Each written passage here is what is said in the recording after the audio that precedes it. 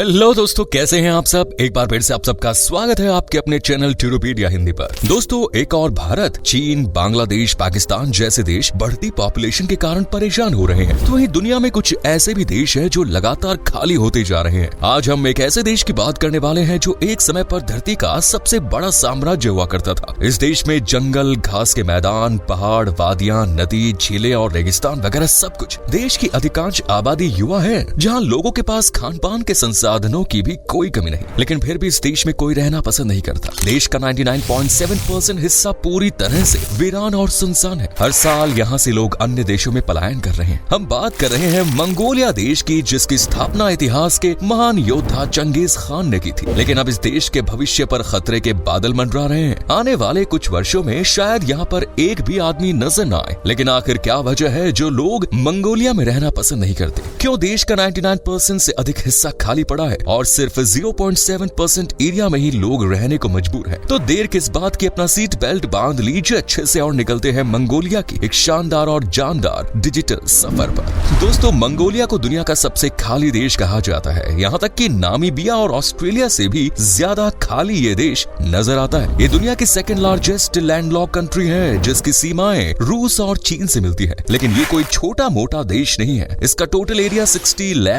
वर्ग किलोमीटर के आसपास है, यानी ये देश भारत से आधा नजर आता है। लेकिन पॉपुलेशन के मामले में ये देश बहुत पीछे नजर आता है। भारत के मुकाबले इस देश में 0.25% लोग ही रहते हैं। मंगोलिया की टोटल पॉपुलेशन है 33 लाख के आसपास। ये आबादी भारत के अधिकतर जिलों से भी कम है। केवल दिल्ली शहर में ही आज इससे 10 गुना अधिक लोग रहते हैं। इस बात से आप अंदाजा लगा सकते हैं कि आखिर मंगोलिया कितना खाली है। और हैरानी की बात यह है कि 33 लाख से भी आधी आबादी सिर्फ यहाँ की कैपिटल सिटी उलान बटर में ही रहती है। मंगोलिया इतना खाली क्यों है? इसके कई कारण है। अच्छे से जानने के लिए आपको मंगोलिया के इतिहास के बारे में पता होना चाहिए। करीब 1000 साल पहले तक मंगोलिया में अलग अलग कबीले हुआ करते थे। छोटे छोटे कबीलों में ही लोग अपनी जिंदगी का गुजारा करते थे। साल 1167 में जन्म हुआ तेमुजिन का, जिसने एशिया का नक्शा ही पूरी तरह बदल कर रख दिया। आप शायद सोच रहे होंगे कि भला ये तेमुजिन कौन है। आपको बता दें कि महान शासक चंगेज खान का असली नाम तेमुजिन ही था। तेमुजिन बहुत कम उम्र में ही अपने कबीले का सरदार बन गया और इसके बाद उसने कबीलों को एकजुट करने का प्रयास किया। उसने कई कबीलों को अपने आगे झुका दिया। साल 1206 में चंगेज खान ने मंगोल साम्राज्य की स्थापना की और उसने एक विशाल एरिया में अपने साम्राज्य का विस्तार किया। कहा जाता है कि उसने धरती के 22% हिस्से पर अपना साम्राज्य स्थापित कर लिया था। चीन, रशिया से लेकर यूरोप के पोलैंड तक का हिस्सा मंगोल साम्राज्य के अंतर्गत आता था। मंगोल साम्राज्य ने कई देशों से दुश्मनी मोल ले ली थी। साल 1611 में किंग डायनेस्टी ने मंगोल पर कब्जा करना शुरू किया। ये डायनेस्टी वैसे चीन की थी, लेकिन इस डायनेस्टी ने चंगेज खान के अत्याचारों का बदला लेना शुरू किया। असल में चंगेज खान को इतिहास का सबसे क्रूर शासक भी माना जाता है। उसने लाखों करोड़ों लोगों को मार दिया था। बच्चों और महिलाओं पर भी वो रहम नहीं खाता था। चीन ने मंगोलों के आक्रमण से बचने के लिए दुनिया की सबसे लंबी दीवार का निर्माण कराया। जब किंग डायनेस्टी ने मंगोलिया में प्रवेश किया तो यहाँ के जुंगर लोगों ने किंग डायनेस्टी के सामने चुनौती खड़ी करने की कोशिश की। जुंगर किसी भी हालत में किंग डायनेस्टी के आगे झुकने को तैयार नहीं थे। दोनों के बीच कई भीषण युद्ध हुए, लेकिन साल 1755 में कुछ ऐसा हुआ जिसकी किसी ने कल्पना भी नहीं की थी। उस समय किंग डायनेस्टी की ताकत अपने चरम पर थी। इस डायनेस्टी के लोगों ने 5 से 8 लाख जुंगर समुदाय के लोगों को मरवा दिया था। कुल मिलाकर मंगोलिया की 80% आबादी तबाह कर दी गई थी। तभी से मंगोलिया में आबादी घटती चली गई। इसके अलावा भी मंगोलिया के खाली होने के कई कारण है।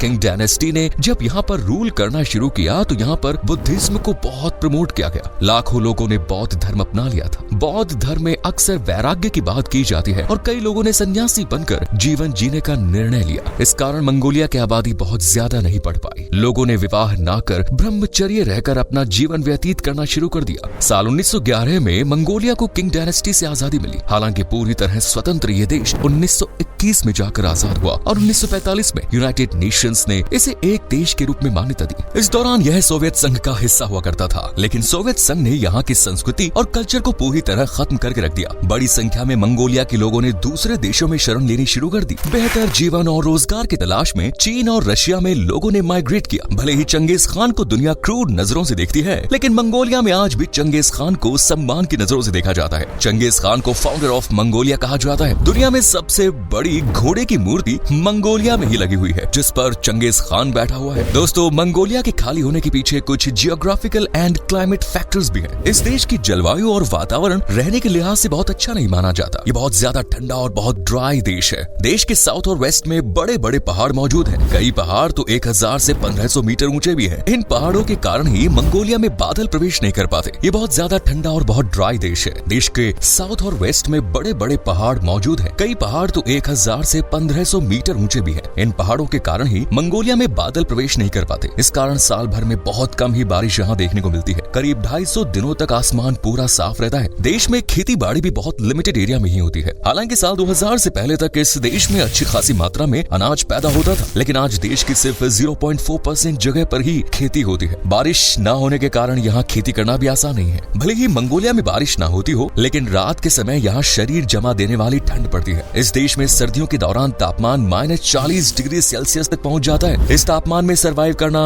अपने आप में किसी चुनौती से कम नहीं है। यहाँ मौजूद सारी नदियाँ और तालाब पूरी तरह से सूख जाते हैं। लोग अपनी गाड़ियों के इंजन तक बंद नहीं करते, क्योंकि यदि गाड़ी बंद हो गई तो उसे दोबारा स्टार्ट करना मुमकिन नहीं होगा। बारिश से ज्यादा इस देश में बर्फबारी देखने को मिल जाती है। कई ऊंची पहाड़ियों पर बर्फबारी होती है। इसके अलावा पास में मौजूद साइबेरिया से भी ठंडी और बर्फीली हवाएं इस देश में आती है, जो यहाँ के वातावरण को और भी ज्यादा ठंडा बना देती है। मंगोलिया के बड़े हिस्से में गोबी डेजर्ट फैला हुआ है। ये दुनिया का सबसे बड़ा ठंडा रेगिस्तान है। आए दिन रेगिस्तान में भयंकर तूफान आते रहते हैं। मौसम का मिजाज किसी भी समय बदल सकता है। पल भर में ही तापमान कई 25 से 30 डिग्री सेल्सियस तक नीचे लुढ़क जाता है। लोगों को संभलने का टाइम भी नहीं मिल पाता। गोबी डेजर्ट में इंसानों या जानवरों के लिए रहना बिल्कुल भी मुमकिन नहीं है, और इस पूरे रेगिस्तान में एक भी शख्स नहीं रहता। हमने आपको बताया था कि मंगोलिया की आधी आबादी यहाँ के कैपिटल सिटी में रहती है। वहीं 15 से 20% लोग अन्य 2 शहरों में रहते हैं, जो राजधानी उलान बाटर के पास ही है। इसके अलावा करीब 30% लोग मंगोलिया में आज भी नोमाड्स हैं, यानी इन लोगों का अपना कोई पक्का घर नहीं होता। ये लोग कहीं पर भी झोपड़ी बनाकर रहने लगते हैं। इन लोगों के पास बड़ी संख्या में पशु और मवेशी होते हैं। इनमें भेड़, ऊंट और घोड़े शामिल होते हैं। आपको जानकर हैरानी होगी कि मंगोलिया में घोड़े और भेड़ों की तादाद बहुत अधिक है। एक व्यक्ति पर यहाँ करीब 13 घोड़े और 35 भेड़े हैं। इन जानवरों का मीट यहाँ के लोग खाते हैं। मंगोलिया में गाय या भैंस का दूध नहीं पिया जाता, बल्कि सबसे ज्यादा घोड़ी के दूध का सेवन होता है। यहाँ के लोगों का मानना है कि सेहत के लिए घोड़ी का दूध सबसे ज्यादा अच्छा होता है, और इससे कई प्रकार की बीमारियां भी दूर हो जाती है। मंगोलिया में चीज, पनीर जैसे डेयरी प्रोडक्ट्स भी बड़ी मात्रा में खाए जाते हैं। मंगोलिया एक लैंडलॉक कंट्री है। इस देश के पास कोई समुद्री सीमा नहीं है। यही कारण है कि ये देश दुनिया की अन्य देशों के साथ ट्रेड भी नहीं कर पाता, और कोई कोस्टल लाइन न होने के कारण विदेशी कंपनियां यहाँ इन्वेस्ट भी नहीं करती है। रोजगार की तलाश में हर साल 4 से 5 हजार युवा अपना देश छोड़कर अन्य देशों में अब सेटल हो रहे हैं। साल 2010 के बाद से मंगोलिया की इकोनॉमी भी लगातार गिर ही रही है। आपको एक बात और बता दें कि इस देश में मिनरल्स के कई बड़े भंडार हैं। यहाँ पर कोयला, सोना, चांदी, कॉपर और जिंक के विशाल भंडार हैं, लेकिन उन्हें निकालने के लिए ना तो यहाँ पर मैन पावर है और ना ही आधुनिक संसाधन। किसी तरह मिनरल्स को निकाल भी लिया जाए तो उन्हें ट्रांसपोर्ट करने के लिए कोई जरिया भी नहीं है। मंगोलिया में साइंटिस्ट्स को डायनासोर्स के कई फॉसिल्स भी मिल चुके हैं, यानी एक समय पर ये देश डायनासोर्स का गढ़ हुआ करता था। मंगोलिया में समय समय पर सिविल वॉर भी देखने को मिलते रहते हैं। छोटे मोटे युद्ध के कारण भी देश की आबादी कम हो रही है। महिलाओं में फर्टिलिटी रेट सिर्फ 2 है, जबकि एक समय पर यहाँ की महिलाओं का फर्टिलिटी रेट 7 से भी अधिक था। लो बर्थ रेट्स और इन्फेंट मोर्टिलिटी रेट के कारण भी मंगोलिया लगातार खाली होता जा रहा है। अगर आप सोच रहे हैं कि मंगोलिया के लोग गरीबी में जीवन यापन करने को मजबूर हैं, तो ऐसा कुछ भी नहीं है। देश की जीडीपी $20 बिलियन